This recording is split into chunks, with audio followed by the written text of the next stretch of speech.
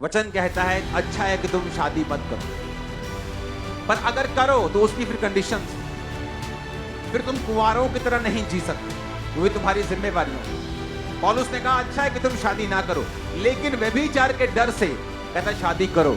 जब शादी हो जाए तो फिर उससे अलग होने की कोशिश ना करो। तो कहता आपस में समय को बिताओ ताकि शैतान मौका ना ले पाए। वो घराने कभी बरकत नहीं पा सकते और कभी परमेश्वर में नहीं बढ़ सकते जहां हस्बैंड और वाइफ एक मन नहीं। मैं आपको सच कह रहा हूं, मैंने कई लोगों को, कई बच्चों को बीमार देखा है फैमिलीज में हस्बैंड और वाइफ की लड़ाई के कारण। आप मैरिजेस देखें बाइबल में कैसे चली। अब्राहम सारा, क्यों उनकी लाइफ में ब्लेसिंग थी? वचन कहता है कि इतने ब्लेस थे कि जो राजा लोग होते थे, गवर्नमेंट्स होती थी उस एरिया की, उस देश की, जेलसी करती थी। क्यों?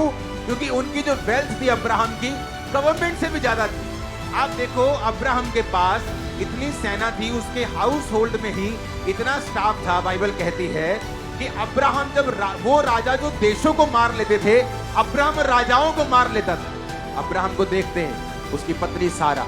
वचन कहता है कि जब वो 99 साल के थे, अब्राहम 99 साल का, सारा के पास जाता है। एक 90 साल की औरत को पता क्या बोल देता कि सारा फुर्ती से, फुर्ती मतलब कहता जल्दी उठ जा, जल्दी फुलके बना, दूध आए बाहर। सारा ने बहस नहीं की कि मैं बुजुर्ग हाँ, मेरे गोटे दुख दे, तेन पता नहीं है, मैनू कहता तू इन्ने बंदे तुरते फिरते साहब होना नहीं कहते तू। लेकिन वचन कहता है वो अपने पति को स्वामी कहती थी और उसकी बात को सुनती थी। और अगर आप अब्राहम की फैमिली को देखते हैं, फाइनेंशियली, मेंटली, फिजिकली, सोशली, हर तरफ से अब्राहम ब्लेस्ड है।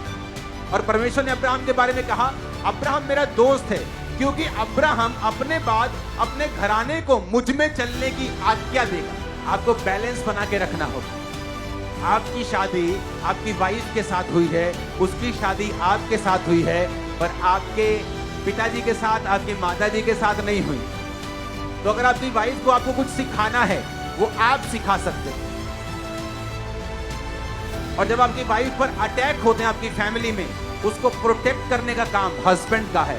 अगर वो नहीं करता तो वो रॉन्ग है। वहां परिवार एक ब्लेसिंग है। जिनके पास नहीं है उनको पूछो, जिनके पास बाप नहीं उनको उसकी वैल्यू पूछो, माँ नहीं है वैल्यू पूछो, भाई बहन नहीं है वैल्यू पूछो, पत्नी नहीं है उसको वैल्यू पूछो, पति नहीं है उससे वैल्यू पूछो। पूछो उन लोगों से आपको कैसा लगता है, वो आपको बताएगा। थैंक्स करो अपने परिवार के लिए, अपने हाथों को उठा के खुदा जोर से खुदावन का थैंक्स करो। हालेलुया। थैंक्स करो अपने हाथों को उठा के, थैंक यू जीसस।